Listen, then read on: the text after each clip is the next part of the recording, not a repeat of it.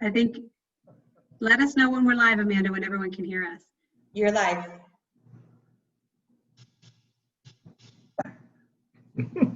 Attendees are coming in now.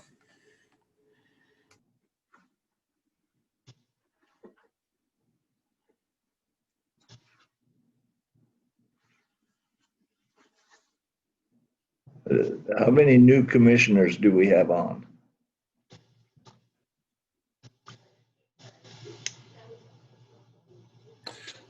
It will take a minute for the attendees to file in, but we'll have a better idea in about 2 minutes.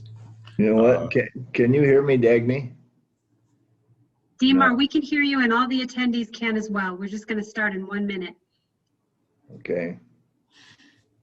So did you hear my question? Within a minute, can I ask, how many attendees do we have? Commissioner Dahl, they're all filing in. I'll fill you in on all that later.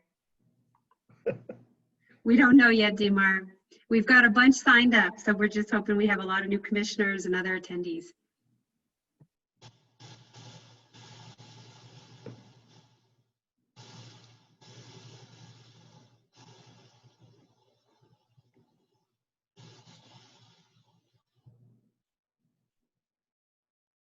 Dagny, can you hear me okay? Yep, we can hear you. Okay, on just FYI, I did see our new commissioner from Lander was signed up, but unfortunately we have the names wrong. His name is Thomas Wallace, and I looked under the W's and he wasn't there, and I kind of was scrolling through and here he's under Thomas. He's under Thomas Wallace, and they've got the names switched around, first name and last name, but he is on board. Patsy, we can fix that. And Vince, should we just go ahead and get started? Sure, whatever.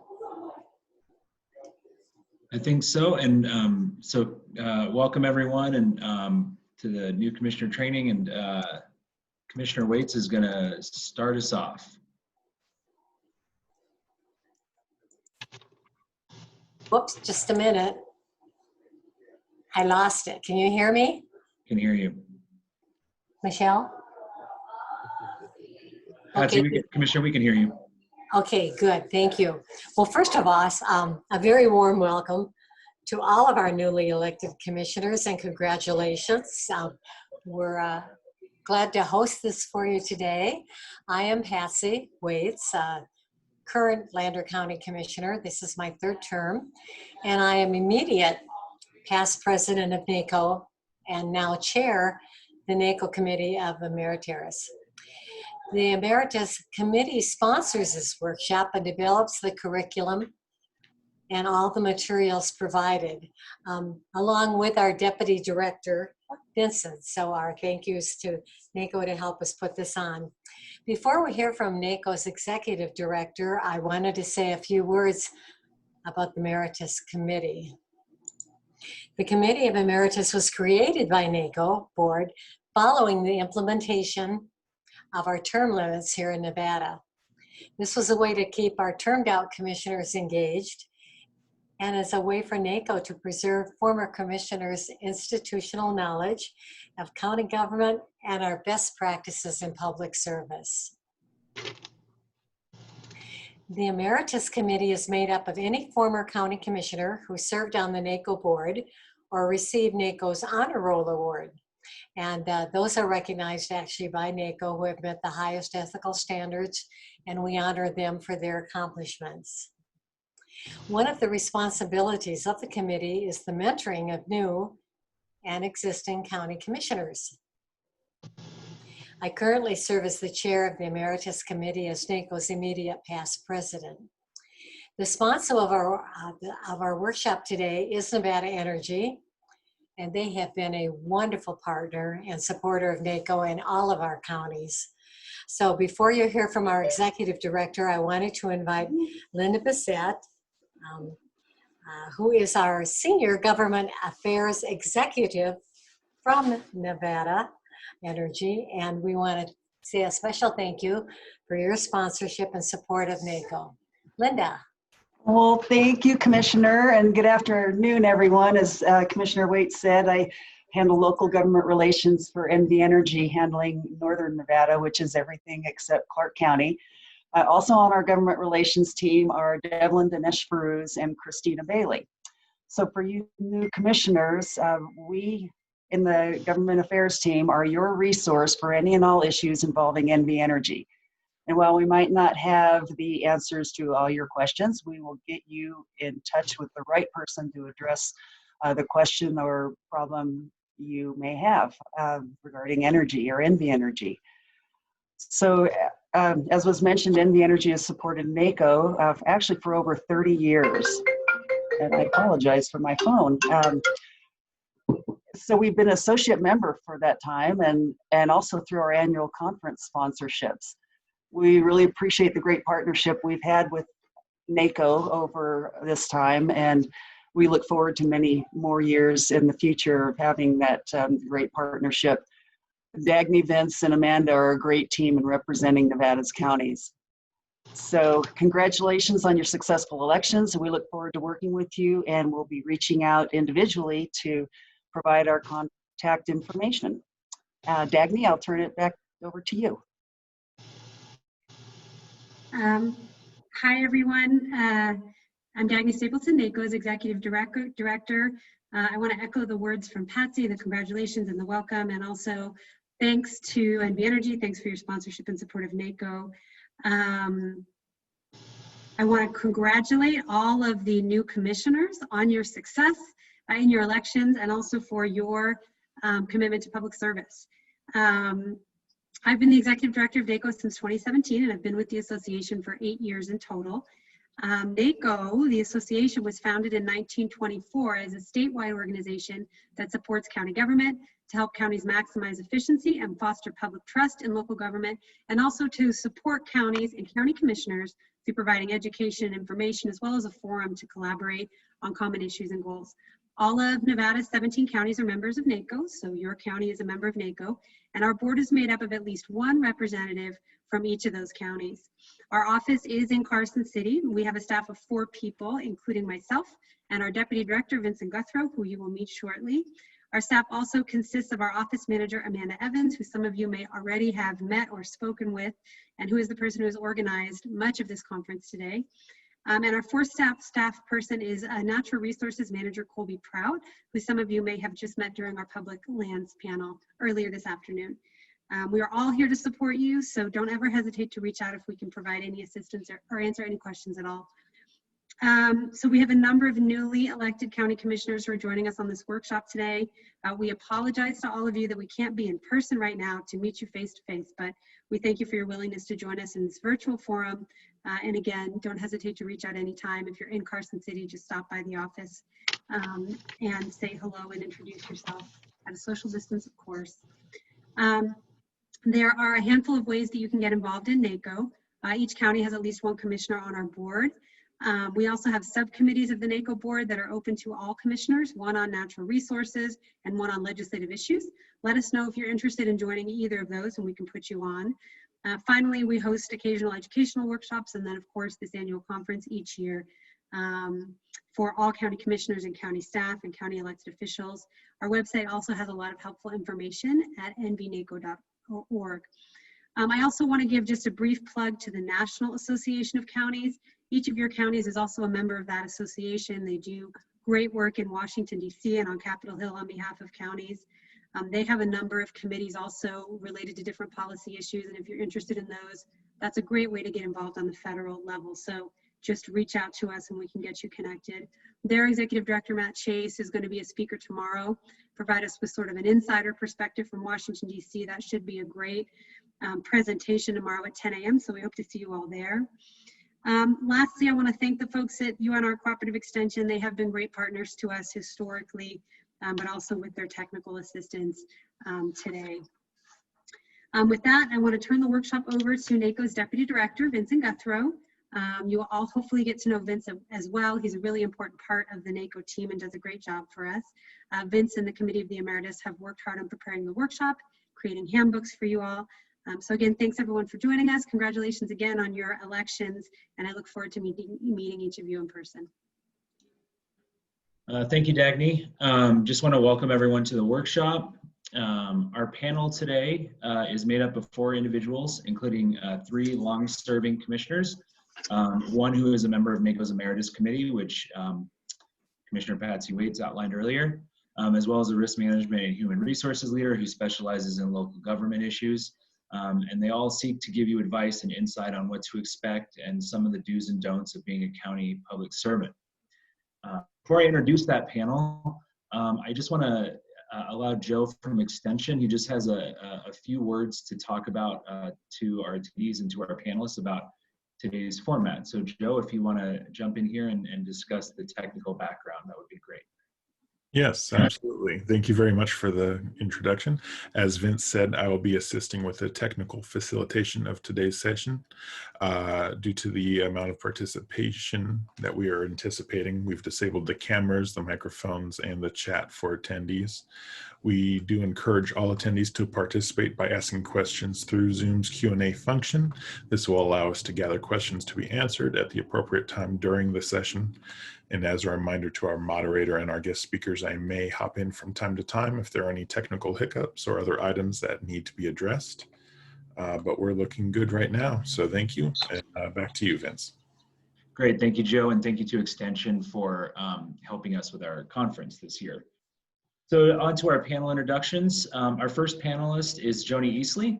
Joni served 3 terms as a Nye County Commissioner from 2001 to 2012. Serving as a chair of that commission for one of those terms. She also served as the assistant manager in Nye County for 3 years. She is a past president of NACO and a recipient of the Honor Roll and the Participatory Democracy Award. She was also president of the NACO Board. Joni continues her commitment to county government by serving on the board of directors for Nevada Rural Housing Authority, Rural Nevada Development Corporation, and the Central Nevada Water Authority. She's also a member of NACO's Emeritus Committee, and in 2017, Joni accepted an appointment to Nevada's Right to Counsel Commission, representing NACO on that commission. And Joni currently serves on the newly created Nevada Board of Indigent Services, which oversees public defense here in state. Our second panelist is Commissioner Lawrence Weekley. Commissioner Weekley currently serves as the vice chair of the Clark County Commission. Mr. Weekley was appointed to the Clark County Commission in 2007 by former Nevada Governor Kenny Nguyen, after serving 7 years on the Las Vegas City Council. Mr. Weekley served as a past president of NACO. He's chaired the board for the University Medical Center of Southern Nevada. In addition to serving on over 26 policy and community boards, he was the first African American elected to chair the Las Vegas Convention and Visitors Authority. Mr. Weekley has been a strong advocate for foster care children, education, and business development in the county, and holds regular community events for youth in his district and those in the Clark County foster care program. As a native Nevadan who graduated from Western High School, he earned his bachelor's degree from Grambling University, and he has a master's degree from UNLV. Commissioner Weekley and his wife Kim reside in Las Vegas and have 2 children. Also joining our panel today is Wayne Carlson. Wayne has had a distinguished career and is currently the president and sole owner of the Public Agency Risk Management Services, or POOLPACT, which provides management services for self-insurance groups, trusts, and consults with individual public entities on risk management. During Wayne's distinguished career, he's been active in over 9 professional organizations. He's taught courses in risk management and insurance at the University of Nevada, Reno, and authored numerous articles, including one entitled Risk Management for Small Governments. He has provided training and advice to cities, counties, hospitals, schools, and universities, and he's lobbied on issues dealing with risk management, insurance, and healthcare costs and other issues. Wayne received his MBA from UNR. Rounding out our panel is Commissioner Demar Dahl from Elko County. Commissioner Dahl currently serves as the chair of the Elko County Commission, first elected to the commission in 2008. He serves on the board of the Humboldt River Basin Water Authority, and he's a member of the National Association of Counties Western Interstate Region, and has served the residents of Elko on numerous boards, including on the Fox Peak Paiute Shoshone Economic Development Board. He served in the Bush Cheney Transition Team, and he was a past president of the Nevada Cattlemen's Association, and has served on the Nevada State Environmental Commission. Commissioner Dahl is a livestock and cattle rancher whose operations span 8 Nevada counties, and he currently lives with his wife Laura in Star Valley. So those are our panelists. I want to thank each of you for being here to share your expertise and knowledge on county government issues. To begin, before we kick off, I just want to sort of ask each panelist if they could provide sort of your top pieces of advice for incoming county officials. And so I think we can start with Joni. Thanks, Vince. Can everyone hear me? We can, Commissioner. Okay. My top 3 pieces of advice. The first and most important is to remember that a public office is a public trust and shall be held for the sole benefit of the people. And I have no doubt that Mr. Carlson will probably be following up on that. My second piece of advice is that nothing will work unless you do. And new commissioners, you really need to learn the difference between being a commissioner, wanting to be a commissioner, and actually doing the work. So again, nothing will work unless you do. And then finally, I got this piece of advice from the late Nye County Commissioner Dick Carver, who told me when I was elected that if I would simply underpromise and overdeliver, everything would be great. And those are my 3 pieces of advice. Thank you, Vince. You're welcome. Thank you, Joni. Commissioner Dahl, do you want to go next? Yes, I will. I was just visiting with a friend of mine the other day. I was reminiscing about all of the good neighbors that I've had over the years, and every time I have gone to a new area, new ranch someplace, I have just inherited really good neighbors. When I came on to the county commission, it was the same thing. For the 12 years that I've not been on here, I've had some great fellow commissioners fellow commissioners to work with. It's been really good. And my advice to new coming commissioners is to get to know your fellow commissioners and learn to work with them, learn to appreciate them. Sometimes you don't always agree with them. Sometimes, for instance, one commissioner that I served with, when it was time to replace the commissioner in that district, I had a friend that I thought would be a great commissioner. I'd known for most of my life, and encouraged him to run for the commission. He got on the commission, and I discovered that on the most important subject for me, he was 180 degrees from where I was. But we had a good relationship because we were able to disagree without being disagreeable, and we're able to get a lot done. And you'll find that there are those that you disagree with, but be willing to cut them a lot of slack and to try to understand where they're coming from and learn to appreciate those that you serve with, and that helps those that you serve. Does that work? It works for me. Okay. Wayne, would you like to go next? I appreciate the opportunity to kind of express to you what I've learned by teaching governance and open meeting law and ethics law, and what Joni commented on is right on in terms of ethics. It's not about you as a new commissioner, it's about the people that you serve. So your self-interest has to be suppressed in favor of the people. And the second thing, the open meeting law means your debate and deliberations and decisions are in public.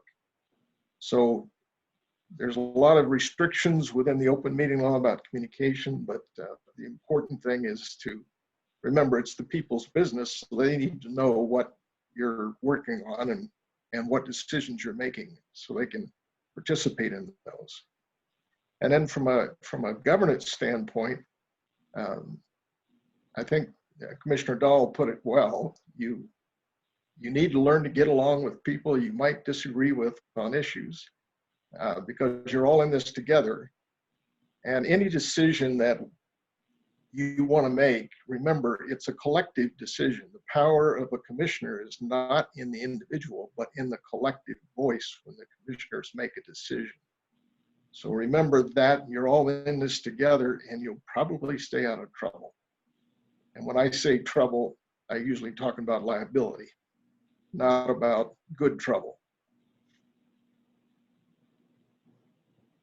All right, thanks, Wayne. Commissioner Weekley, would you like to give some advice? Right. Let's see here. I guess the first thing I'd like to say is I appreciate everything I've heard so far. I want to congratulate all the new commissioners and say welcome aboard. What an amazing journey you all will go on. I, for one, would have never, ever, ever dreamed of being in a position like this. It's been a journey that I'm so very grateful for, and that's what I like for each of you to remember, that it's such an honor and a privilege to be a county commissioner. For me, I just never thought I'd be a commissioner, and to be able to meet the caliber of people. I met some amazing men and women throughout the entire state of Nevada whom have poured into me, whom have welcomed me and have groomed me, and it's been so rewarding for me. I say keep an open mind and an open heart to everyone. And I say everyone because I'll use NACO as an example.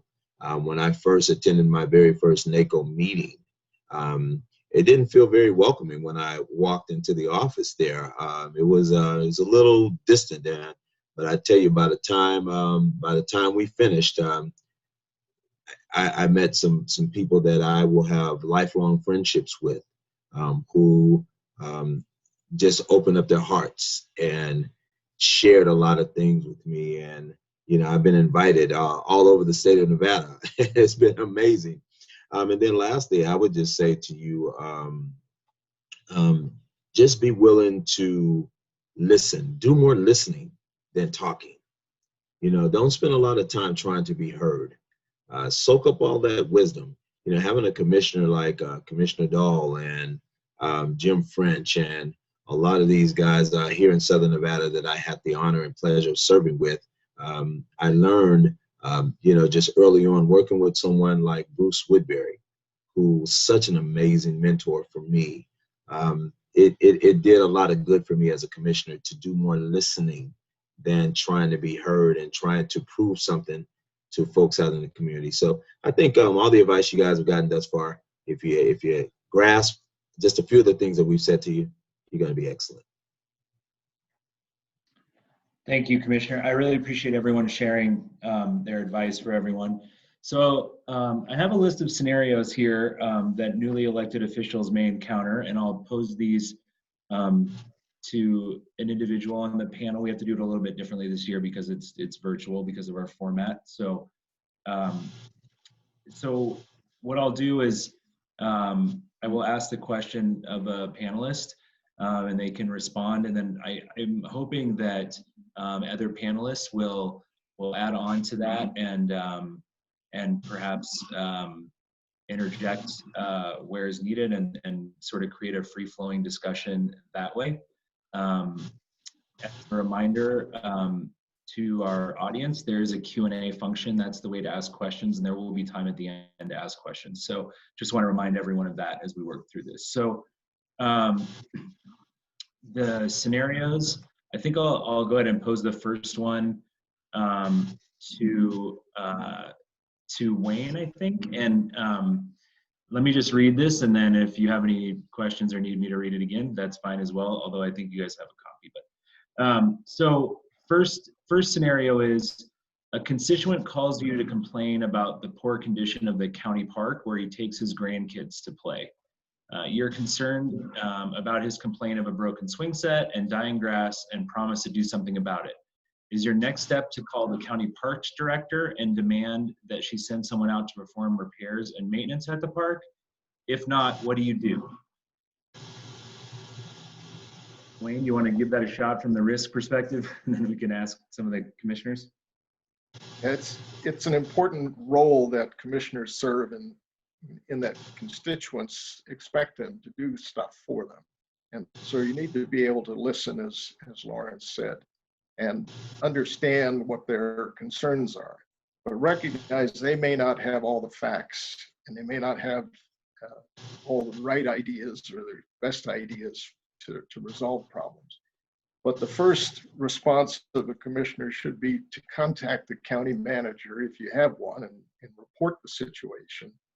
Because you are observers as commissioners. You're not the staff who runs the day-to-day operations. So the manager is an important person to contact. If you don't have a county manager, which is true in many of our rural counties, then usually there's a commissioner that is assigned to be responsible for the parks, or as the liaison to the department. So that's the next step would be to report to that person what the situation is. And in failing to reach that commissioner, if it's an emergency or a serious problem, then you might want to go ahead and contact the department head directly and just report to them. But the key is to not demand or direct an employee to fix a problem. Their supervisor will prioritize their work and direct their response. What we don't want is, and I've heard of these scenarios over the years in my teaching, a commissioner that threw an employee off a well pump job because he thought he could do the job better than the employee could. That's not the job of the commissioner. It's the job of the supervisor and the employee to work those things out and do training where it's necessary. But the key is to understand that the commissioner's role is policy making. It's not operations on a day-to-day basis. So you have a different role, and many of you got elected, your background is from operations, and now you're in a policy role, and so you have to make that adaptation. But it's an important distinction so that staff understands when a problem's out there and let them figure out how to go about resolving that problem. So those are my thoughts on it. Great, thanks. Would anyone else like to, any of the other panelists like to weigh in on constituent service and sort of that role? Vince, this is Demar, I would. Okay, Commissioner, go ahead. In our county, because we have a lot of dirt roads, graveled roads, like a lot of the counties in Nevada do, you get a lot of complaints from people about the roads. What are you going to do about the roads? How are we going to have better roads? And it's, tearing up my pickup and so on. And I always start by telling them, we have the best road boss, I think, in the state of Nevada, right here in Elko County. And let me talk to him and get an update on where he is on maintenance on this road that you're talking about. And Terry Lister is our road boss, and I go to him and I say, hey, Terry, we've got complaints on the Independence Valley Road, for instance. And he will tell me, well, here's where we are on our maintenance schedule. Here's when we'll probably be back out there working on that road. And here's the other things that we're doing. We're in Charleston, we're in Ruby Valley, we're in Clover Valley, we're in all of these places trying to get our road work done. And he really is, I believe he really is the best road boss. He's the best one that we've had in Elko County since I've been around, and that's been a while. And so then I go back to the person who has complained about the roads, and I said, here's what the situation is. Here's when you can expect that road to be worked on, because we have equipment in this place and that one, and they're going as fast as they can, and they're doing the best that they can, and that usually satisfies somebody, and then they're more willing to wait and put up with a rougher road until the opportunity comes to repair it.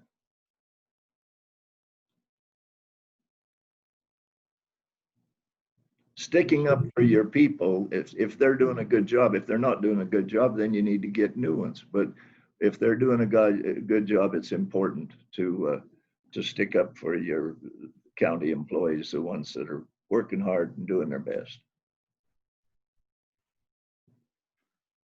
That's my advice. Thank you, Commissioner. Does anyone else have anything to add? Mr. Weekley?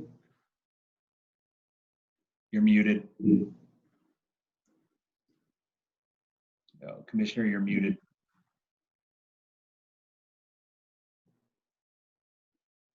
Am I unmuted? We can hear you now. Okay, yeah. All right, so I think both gentlemen said it very well. But one of the things about me, Vince, you know how I work. I'm extremely hands-on. And so I'm just real fortunate here in Clark County that I have a staff that works with me. And so I try and be very responsive to constituent concerns and complaints that we have. We understand that we can't be all things to all people, but we do the best that we can. You know, one of the things that I would do is I would probably have my staff go out and take pictures of the park. We would probably assess it and see what's going on with it to find out if we're on schedule for any renovations or if any dollars have been allocated to upgrade that park. More than likely, I'd invite that constituent out to meet me out in the park and let's talk about it and let's figure out how to work through that issue together. And so constituents, when your schedule allows, they appreciate it. They appreciate you being hands-on as best as you possibly can. More importantly, they appreciate when you're being honest and you're telling them the truth. If you can't do it, tell them that. Don't paint a picture for them like you're going to go and build some rose garden for them. If you can do it, great. If you can't, you know, you tell them we're going to get to it when we can get to it. But let's just try to figure out how we can make the best of this park here so that we can make it safe for all of our children. So that's kind of how I roll here in Clark County. Appreciate that. Thank you, Commissioner. Joni, did you have anything to add? Well, Vince, I think the only thing I would add is that if I received that call, the first thing I would do is try to find out if the park was located in my commission district, not in an attempt to get out of doing any work or addressing the issue, but more out of respect for the people I serve with. If it's in another commissioner's district, I would want to get them involved so that they could address it. But if it was in my district, I agree with what Wayne said. We are policymakers. We are not administrators. I would get the county manager involved and refer it to him. All of the department directors work for the county manager. So I would continue to follow up on it, but I would definitely refer it to the county manager. Oh, and one other thing, I wouldn't promise anybody anything. Again, going back to that piece of advice that Commissioner Carver gave me, which was to under-promise and over-deliver. Thank you. All right, we have a couple more scenarios here, so I'll read the next one. So in this scenario, your brother owns a construction company and is under contract to build a new plant for Peabody Farms. Peabody Farms is seeking a variance from your county code in order to have the plant constructed in a residential area. Your brother has asked you to talk to your fellow commissioners to make sure they approve the Peabody variance. Additionally, your brother has given you the construction plans for the project, but you are not sure that the other commissioners have also received these plans. What do you do? I think we'll turn to Commissioner Dahl first. You stay away from it. You don't, you have to be sure and recuse yourself from any discussions in your commission that have to do with any of your relatives or anyone who, you know, common sense would dictate that you need to recuse yourself from those discussions. I think that's pretty obvious to nearly everyone that serves on commissions. Thank you, Commissioner. Wayne, do you want to weigh in here just because this is kind of a risk management ethics kind of piece here? Sure. What Commissioner Dahl said is right on the heart of the ethics law. Is you serve the people at large and not your self-interest.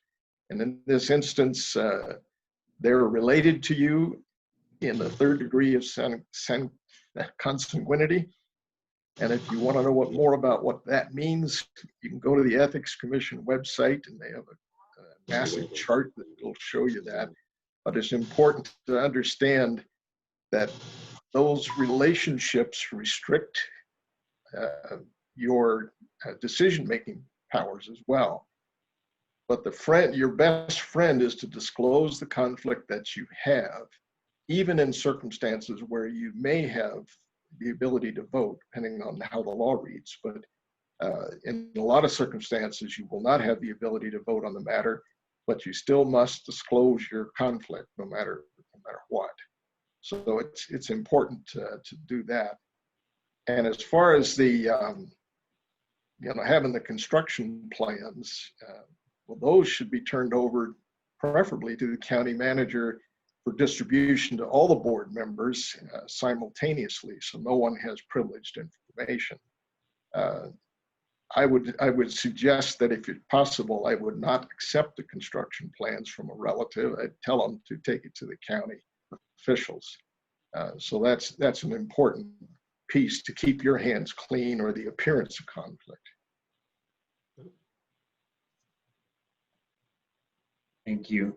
I don't know if either Joni or Commissioner Weekley have anything to add there, but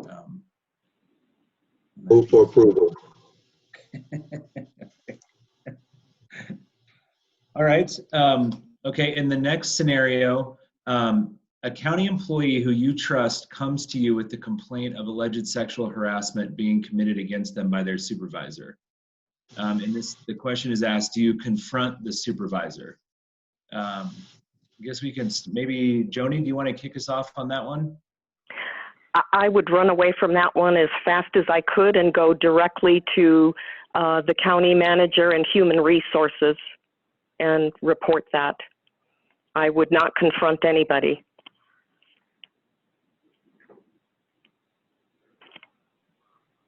Okay, That's it. Yeah, go ahead. No, that's all. Okay, great. Thanks, Joni. Again, I hate to turn it back to Wayne, but this is another one of those legal areas that you'll get into as a commissioner, and maybe you can weigh in here on, and there's been some updates to that law too, but maybe you can weigh in a little bit here. Yes, here you definitely want to take the complaints seriously and document what you learn, but you're not the investigator. You need to tell the employee that they should notify human resources and the county manager. Now, there may be a circumstance, it's rare, but we've seen it over the last 30 years, where the county manager is the one that committed the offense, or a supervisor is the one that committed the offense or is accused of it. And so in that case, you go to the person at the next level. And in one instance where it was a county manager, one of the commissioners had to initiate having an investigation done.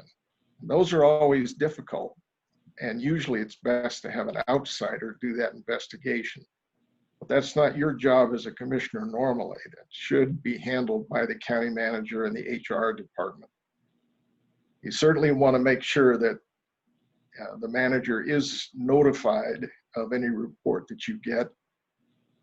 You have HR policies, and you're not expected to be an expert in HR, but you do have staff that is, or have resources. And as an example, in our pool and pack program, we have a human resource consulting service that helps our rural members and supports the HR function decision-making and supports the managers on these kinds of issues. And so the importance of the investigation is that it's objective and usually external, so that you don't have an internal politics or bias playing into that relationship. But by all means, consult with those experts, whether they're on your staff or independents like the ones that we have on our program, so that you do the right thing. Because the employee may have a valid complaint, the employee may not. You don't know until the facts come in. Okay, Wayne, before we ask anyone else, there's actually a question, and since you might be able to answer this best, but so a question came in from one of the participants. So if you don't have a county manager, what is your recommendation if you get this type of complaint? Would you take it to the district attorney? Because there's a few counties that don't have county managers. Do you have suggestions for those commissioners in those counties? Yes, the district attorney is certainly one source that you can go to. And often you have a person designated as the HR person, and that person's responsible for that function, and they can initiate the process of an investigation. And they have resources externally in those small counties, as I mentioned, where they can get some support for that investigation. And it's important to understand that the board policies, your HR policies, are your guidance for how to handle these situations. But there's also statutory requirements. And there's certain restrictions under the open meeting law for closed personnel sessions. And so there's lots of rules to follow, and just recognize that as a commissioner, you're not likely to be an expert in those rules. So you want to get that guidance. But certainly your official attorney is an important resource.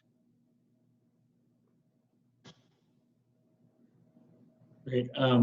Commissioner Weekley, do you want to weigh in here a little bit? Just because I think Clark County has a pretty robust program set up for this type of instance. So I don't know if there's anything that you want to add just from a sort of a larger. We do have an EEOC office here in Clark County, but I think that Mr. Carlson and Ms. Easley, they hit it on the head. It's just something that you gotta make sure that you don't try and be the expert here. Listen, let me tell you something. To all the new commissioners, when I became a commissioner back in 2007, I wish that someone took the time to give me this valuable information. This is so amazing as to what's happening here today. And I just, again, want to thank NACO. You guys are awesome for having the vision to do this for these new commissioners. But situations like this, these are common situations, guys, that happen in the workplace. And as you become more visible and staff members become more familiar with you, see, I'm a real hands-on commissioner. I'm out there in my district. I have real boots on the ground. I walk the grounds here in our building. Many times you can see me sitting outside in our plaza with my headphones on. I'm eating lunch, or I'm talking to employees, just having a conversation, getting to know people. And you'd be surprised, people will tell you things that's happening in a department. And not that you're going out looking for things, it's you're trying to familiarize yourself with your work environment so that you could be a better commissioner. Well, just like Mr. Carlson, who's an expert here on this panel here, he's hit it right on the head. You have to be smart, and you have to think quick on your feet, and you have to go to those proper authorities here. You know, we do have our district attorney who's here with us. We have a county manager. We have a department that specifically handles issues just like this. And so there are a lot of reporting mechanisms in place. There are laws that have been put in place that will give you whistleblower status, that will protect you. There's no reason why you should come to work under any kind of duress. And so please listen to the advice that's being given to you all today. And once again, I think you'll be an excellent commissioner. Do more listening than talking. Thank you, Commissioner. Commissioner Dahl, Yep. do you have anything to add here? I was on a panel a few years ago, and a question like this came up about an offender and how do you handle that? And I said, well, you just take them out and beat them up.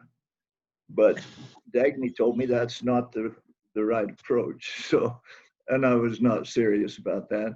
I think we've had some really good advice from the others on this panel, and I would recommend that advice be followed. Great, thank you, Commissioner. Let's see. We have another scenario here. So let's say in this scenario, your most loyal constituent gets a speeding ticket. You are sure that this person would have never driven over the speed limit, much less with a blood alcohol level exceeding the legal limit. Who do you call? Do you call the justice of the peace, the sheriff, the district attorney, or nobody? So this is a sort of similar ethics question. And that's it. Commissioner Dahl, do you want to weigh in here? I would just recommend a good lawyer to them. Amen. Ooh. Yeah, Period. and Vince, you can substitute anybody can substitute their own name there. You get a speeding ticket and you were found to have exceeded the blood alcohol level.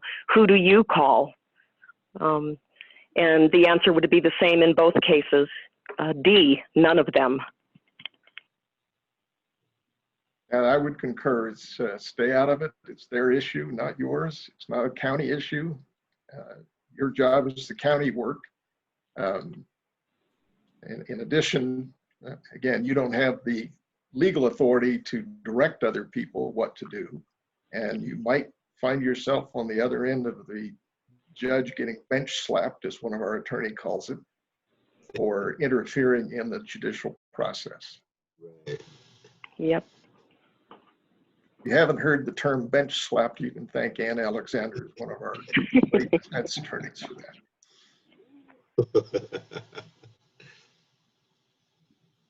that. So those are some of the general scenarios that we have.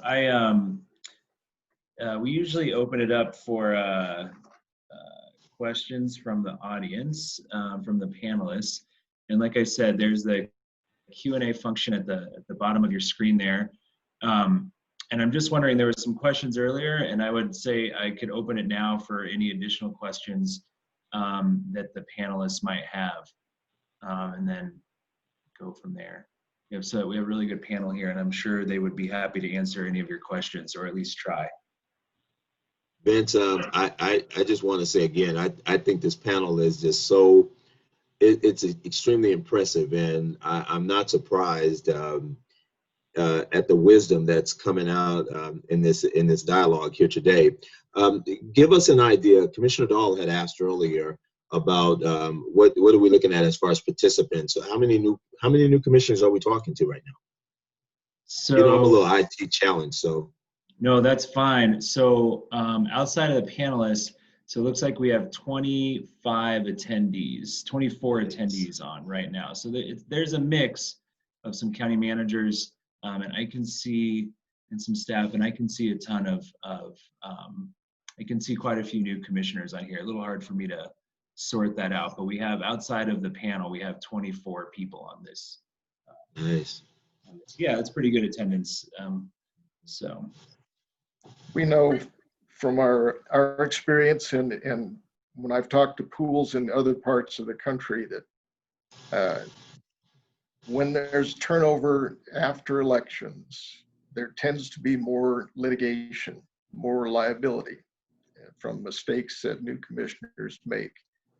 So I know the goal of the committee of the Emeritus was to try to help transition that, but I know from our point of view, it helps reduce liability and that keeps your costs down. It also keeps you out of trouble. If you haven't been sued, you likely will be in your term, and whether it's your fault or not. It's not a pleasant experience, so I will say that. And Wayne, I would have to absolutely agree with that. If you have never been deposed, I am guaranteeing you do not want to be. There are plenty of ways to get in trouble in an elected position. Don't look for them. Vince gave some pretty good scenarios here of things that you should pay attention to.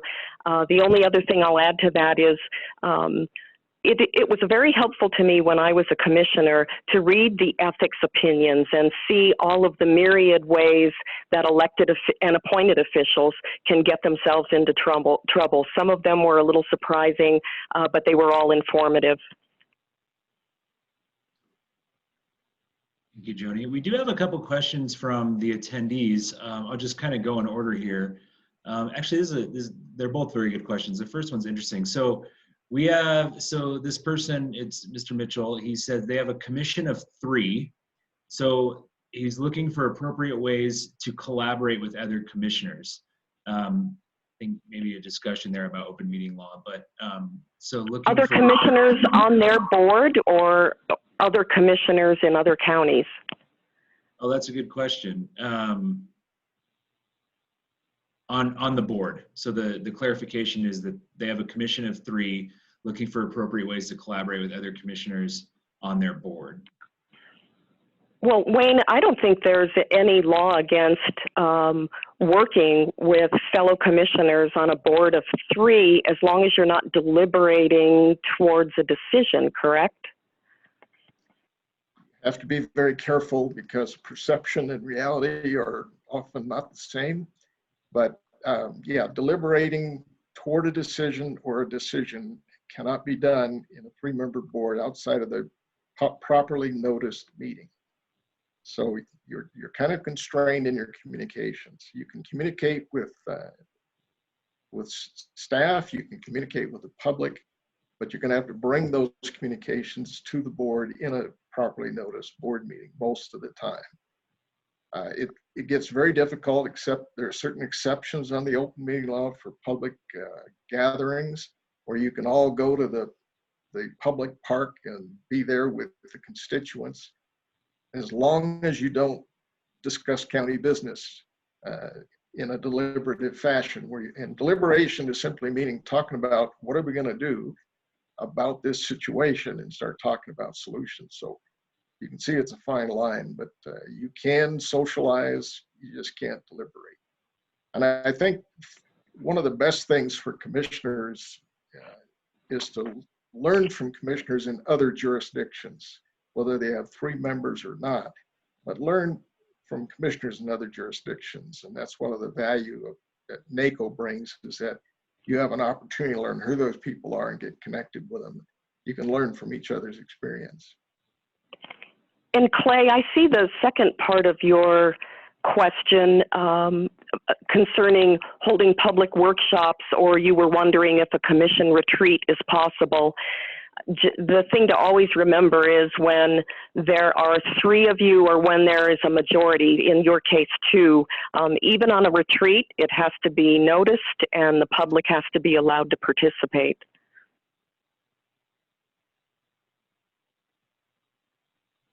Great advice.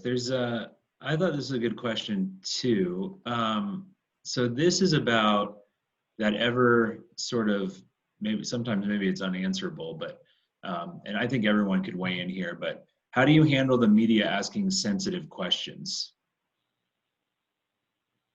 It's pretty open. So how do you view, I don't know, maybe Commissioner Dahl, how do you handle media questions if they get a little sensitive? Well, that would depend, I think, on what we consider to be sensitive questions, and whether they're sensitive or not would depend on what the circumstances are, what's happening.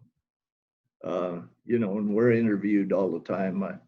I had a radio station call me this morning and interview me on an issue, but if it's sensitive, just don't comment on it. Just, if it's something that you don't want to talk about, if it has to do with personnel of the county or things that shouldn't be in the public forum, then just don't address it.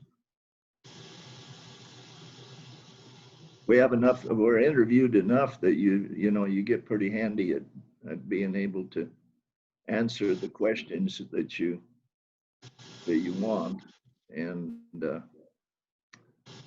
not the ones you don't want to.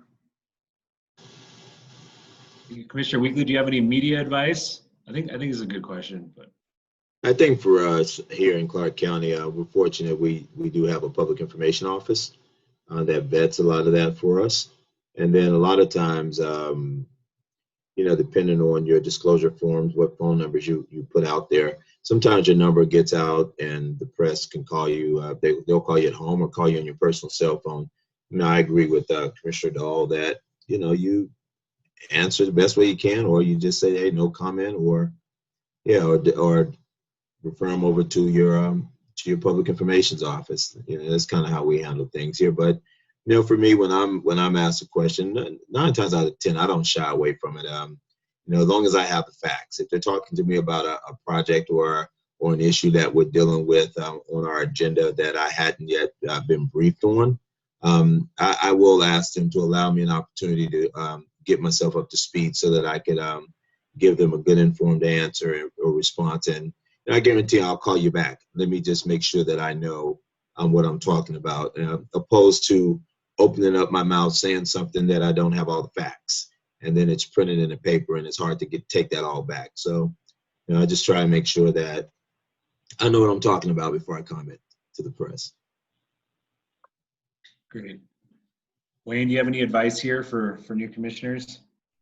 I think Commissioner Weekley said it really well. You know the facts. And if you don't know them, then find out or give them access to the person who would know the facts relative to the issue. And I think it's kind of a related topic, I guess. It's something that Joni expressed a few years ago about constituents calling her. Joni, how did you manage constituent late night calls? Great question. You'll have to remind me what I said, Wayne. I've been out of office for 10 years. Well, what I recall, Joni, is that you had to set a time after which no one could call you. Oh, yes, that's right. Yeah, I had to establish boundaries because I was recognized as being very accessible. So therefore, if someone got pissed off or beard up after 10 o'clock, my phone would start ringing. And so, yeah, you're right, Wayne. I had to establish some boundaries where I would not accept calls after 8 o'clock at night. Yeah, I appreciate that, Joni. Thank you for saying that, because you do have to set boundaries, and you not only have to set them at home on your phone, but in public.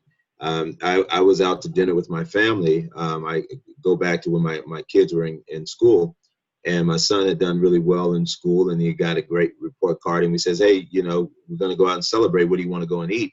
And we went to a restaurant, and after we got seated, a gentleman approached me and said, hey, you're Weekley. How you doing? I said, I'm good, thank you. He goes, this your family? Now, already right there, you've crossed the line, because that's not your business who I'm out to dinner with. So I was kind enough to say, yeah, this is my family. Yeah. Oh, okay. He says, listen, I got an issue that I want to talk to you about. And so politely, I says, hey, man, well, listen, let me give you a number to call me, because I'm out with my family right now, and I don't want to take away from my family. But let me give you a number, or you give me your number, and I'll call you back as soon as I leave dinner. Yeah, right. He says, I don't think that's going to happen. I think you'll forget all about it. And he pulled a chair up and sat with my family and I. So you have to ask yourself, what do you do in a scenario like that? You know, and kindly I had to lean over to the guy and say, man, listen, you're being very disrespectful to my family, and I'm respectfully asking you to take a number or give me your number and I'll call you back. But what you're not going to do is you're not going to take away from the celebration for my son. So, you know, he stood up and he said, I should have known you're just like the rest of those politicians. And he said it loud in the restaurant and walked away. But you got to set boundaries. That's when you take them out and beat them up. I don't know about that. DMR. You said woodshed before, not beat up. Yeah, that's all good advice. We actually have a question from our executive director at NACO. Yeah, thanks everyone. This is Dagny. We do prefer woodshed. It's more of a metaphor. but we know what you mean and know that we're not supposed to do exactly that. But we understand the sentiment. So I've got a question for the panel, and that is something that actually a new commissioner asked me the other day, and I thought it was just a great question. And I provided, the best answer I could, but I think it would be something, that would be interesting for you all to answer. And that's, say that you are a first-time commissioner, you have a particular issue that you ran on. So a particular issue perhaps in your district that you campaigned on, something that either you're very passionate about personally or some of the folks in your district are very passionate about, and is a priority for you as you're coming onto the commission. So what do you recommend in terms of your first steps to get going? Is it doing homework? Is it, working with your other commissioners? What's your advice if that's your priority coming in? Anybody? Can anybody jump in here? Do you care? Go ahead. Oh, go ahead, John. Go ahead, John. Easy answer for me. I would start with NACO because NACO has their finger on what the hot button issues are in all the counties. There may be some threads of similarity there with what I think my issue is in relation to other counties, and they can tell me what the best practices are and what has worked and what's been done to date. I would start with NACO. Dagny, this is Demar. Go ahead, Commissioner. The area that I was most interested in because of my background was natural resource. And the first meeting that I went to after I was elected to the commission, we had the Forest Service come and tell us that they were closing a bunch of our roads. And so access to the public land and the way the public land is used, which we have 87% of our state as public land, that's always been very important, front and center for me. And it just happened, we pushed back at that. When I first came on the commission, that got me invited to Washington to testify 3 different times on that issue. Then remember, we had the task force created by our legislature. Then we got the bill in Congress to transfer the public land to the state of Nevada. And now we've got a bill that is out there being circulated to transfer directly to the counties. And so it's been an opportunity for me. One of the best things that has come out of my opportunity to serve as a commissioner is what I think has been a benefit to our county and the state of Nevada as a result of the work that has happened through the commission. That task force was paid for by NACO. There have been a lot of good things that have come out of NACO, a lot of good things. Commissioner Weekley? Well, I think Dagny, she answered a couple of the questions. Doing your homework. You got to do your homework, and that there will lead you to know where to start. You're new coming on a board. You have to be able to navigate your way through that process of seniority because there are already priorities in place. When I came on this board, I came onto this board with some heavy hitters. I came onto this board with Bruce Woodbury, Chip Maxfield, Rory Reed. I mean, I came on this board with some heavy hitters, and you can get out and run on all kinds of things, and you can say a lot of things that sound good to the constituents, and it makes you seem like, yeah, this is our guy. He's going to go in and do all of these things. But you also got to be able to do your homework and make sure that you get in and you align yourself with your county manager. You align yourself with your board chair to find out what's the agenda, what direction are we going in, and then find out how you can implement some of your ideas and your plans. That's where teaming up with some of your colleagues to talk about some of the vision that you have that you may have run on, to see who are some of the like-minded colleagues that you have that may share some of the same vision. And then you have to work your way through the process. NACO is a great way to start. I didn't know that. until I got on NACO. And I thought, wow, once I got on NACO and I saw these men and women talking about issues that, you know, sometimes they're talking about things in northern Nevada or even in rural Clark County that we don't even address public lands issues unless we're talking about some of the issues here that it's not even relatable in a sense. And I learned so much from NACO. And so, guys, I just say to you new commissioners, be open-minded, do your homework, and then make sure you align yourself up with some of your veteran or senior commissioners that know the lay of the land. And that will help you move your vision forward. Great, thank you so much. I'll add that I was doing a workshop on governance, and and this happened to be a new school board member, but it's very relatable. He said, I got elected to make change, and they don't want to change, talking about his fellow board members. And I said, welcome to public life, because it's a team sport, and you're on a team, and you can't win all by yourself. You got to have, if you're a 5-member board, you got to line up 3 votes in order to win an issue. And you got to recognize that sometimes you got to trade off for your issue to get somebody else an issue before they'll support yours. And so it becomes this collaborative effort and a debate and dialogue that can be messy.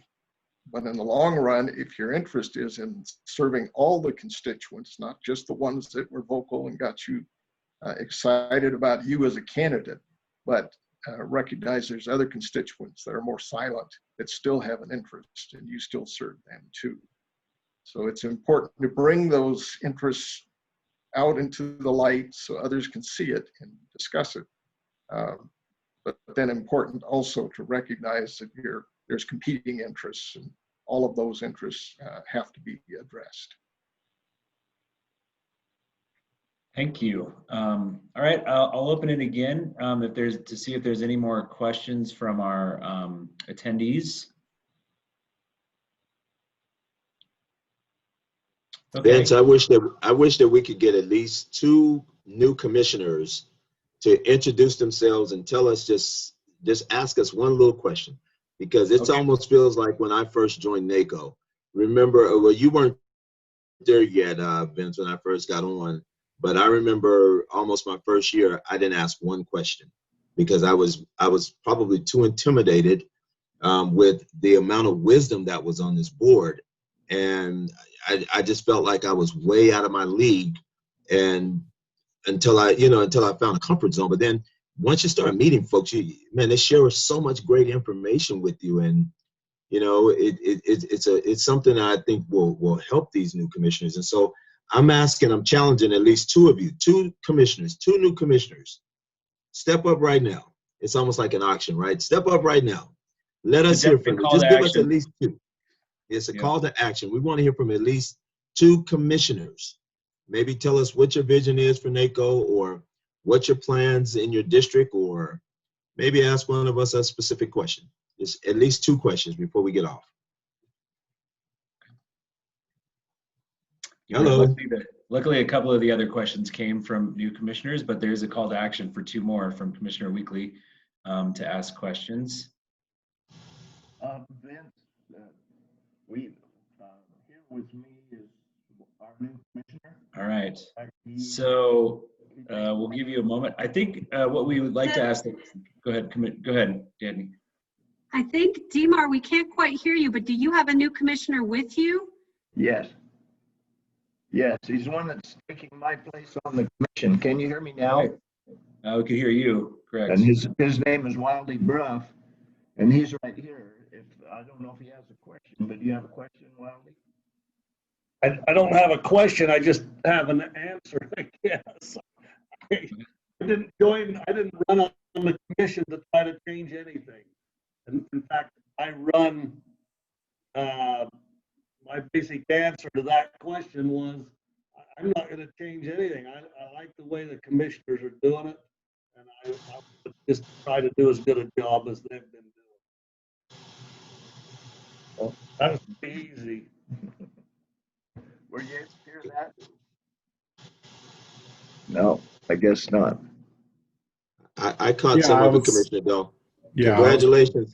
Yeah, congratulations, Commissioner, and welcome aboard. Good luck to you. Thank you.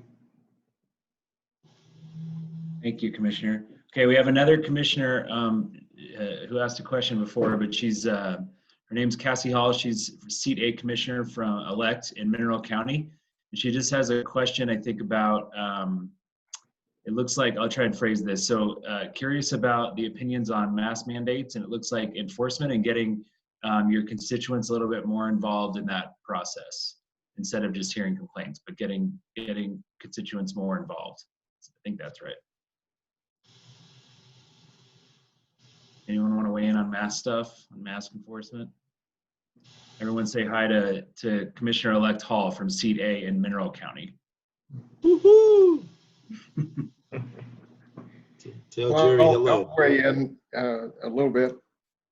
The guidelines are there to protect the public at large. It's a public health and safety issue. And so we kind of have to me, follow the experts' guidance that, and rather than looking at it as a mandate, look at it as protecting your family and your constituents, from harm. And if you take it from that point of view, it's the same reason you put a seatbelt on when you're driving in a car. It's the same reason you follow the speed limit. Just take care to protect each other, and then maybe we'll get through this sooner. Thanks, Wayne. The other question is from a commissioner also, Commissioner-elect. I can actually take a stab at this, and if our executive director wants to weigh in. The question is, what's the proper protocol to work with NACO when another commissioner sits on NACO? So I'll just speak to it from we have a couple of other ways to get involved in, which our executive director touched on, but we have a couple subcommittees that are valuable. We have the Public Lands and Natural Resources Subcommittee, but we also have a legislative subcommittee, and they help advise the board on legislative matters. And they help sort of review and vet legislation that we're monitoring during session. But they also help the board consider bill draft proposals. For those that don't know, NACO does get bill draft requests that we shepherd through the legislature. And so those are a couple additional ways to get involved. And I don't know if our executive director wants to add to that question. Thank you, Vince. That's a perfect answer. I would just add that those subcommittees are open to any commissioner, so all commissioners can participate on those. So just reach out to us if you are interested in that. Same with the National Association. If there's a specific policy area you're interested in, transportation, pensions, public lands and natural resources, there's ways to get involved nationally with that NACO, the National Association of Counties. But both Vince and I receive specific inquiries from commissioners all the time that are not on the NACO board. So just because you are not the sitting NACO commissioner doesn't mean that you aren't welcome to reach out anytime to any myself or Vince, Amanda, or Colby. So we welcome any communication on particular issues or questions you might have also. And you can always attend our board meetings, even if you aren't the sitting commissioner either. Okay, before we, let's see here. Okay, unless there's any other questions from the audience, just what we like to end this workshop with is for each of the commissioners to share their most rewarding part of being a commissioner, or when they were a commissioner, sort of their most rewarding part of being one. And I think I'll start with Joni on that one. It's always the same answer every time, Vince. I absolutely loved being part of the Nevada Association of Counties board. I developed relationships with other commissioners that greatly helped me in learning how to be a good commissioner. I was able to interact with staff members on projects I was working on that made them better. That I have to say that was the most rewarding, and obviously I liked it because I've continued to participate to this day by being part of the Emeritus Committee. Thank you, Joni. Commissioner Weekley? Yeah, let me just say, just some of the most rewarding things for me, especially being a part of NACO. You know, again, going back to my very first meeting was an eye-opening experience, but the ending for me was just so rewarding. And to the new commissioners, I say stay encouraged. You know, I got an opportunity to go to national NACOs, and I had this crazy idea coming out of North Carolina National NACO saying, wow, what can we do to get national NACO in Nevada? And, you know, thank you to some people just listening to me and my crazy idea. They put some boots on the ground, and we have an amazing staff that work in our office here in Carson City. They work extremely hard to make things happen. And, you know, when we hosted National NACO here, it was just like a dream come true, you know, and to have, you know, my colleagues and all the commissioners from around, you know, the state of Nevada was awesome. You know, Vince, you introduced me as being appointed by the late Governor Kenny Gwynn. I was actually appointed by former Governor Jim Gibbons. And I only make that correction for one reason, because I so admired Kenny Gwynn. What a very respectable man here in the state. But, you know, former Governor Jim Gibbons said to me when I was asked, I was a sitting city councilman, and I was asked to finish up someone's term, a one-year term, and then I had to run for the seat. I remember him saying to me when I had to fly up to Carson City, he says, Lawrence, he says, if I give you this appointment, you have to promise me you're going to work your butt off to do everything you can to strive toward a one Nevada. And that's been my whole motto since I've been in office, is a one Nevada. I'm a native Nevadan, and, you know, born to an indigent mother. You know, my mother was homeless when she gave birth to me. And so being an indigent kid who became abandoned at 2 days old as a native Nevadan, everybody, lived in Southern Nevada. As a young kid, I lived in Northern Nevada. And so being a part of a county, as part of the county commission, I got to see rural Nevada. This has been just absolutely rewarding for me. And as I come to the end of my term here next month, I'm grateful. And I'm just so grateful to God that I was blessed. Who would have ever thought a little homeless kid would have been able to meet such amazing men and women like you all. And to you new commissioners, hey, go for it. It's unfortunate this pandemic has us crippled right now, but when we get a chance to get back together, get a chance to know your commissioners across the state, because it's an amazing group of people. Thank you so much. Thank you, Commissioner, and I apologize for getting the appointment wrong. I should have known. The years didn't match. So don't worry about that. Thank you so much. Commissioner Dahl? Lawrence, you have a great success story. I've been blessed as a commissioner to be around all of the good people that I've, over the last 12 years, for my opportunity to be part of NACO, to work with great people there. Jeff Fontaine, the good work that he did. Dagny, who is the very best. Yes, she is. It's just been great, and I appreciate that opportunity that I have had. Well, thank you, everyone. I really want to thank our panelists. Before we close out, just a note to our attendees. NACO produces a commissioner handbook every year, along with some very great resources to assist you in getting started in your new office. Every attendee to this conference will be mailed a handbook, and the handbook will also include some resources that are also available on our NACO website. We're making our resources web-based this year. I also wanted to remind everyone to join us tomorrow at 10 a.m. for our keynote speakers. We'll hear from Matt Chase, the Executive Director of the National Association of Counties, who will provide us a federal update from DC. And also Guy Hobbs is going to join us tomorrow and provide attendees with a county-by-county economic forecast. So we look forward to seeing everyone tomorrow virtually. And again, thank you to our panelists And we hope our attendees found it valuable. Thank you very much. Thank you all. Thank you so Thank you. much, everyone. Thank Happy you. Thanksgiving, everybody. Happy Thanksgiving. Same to you.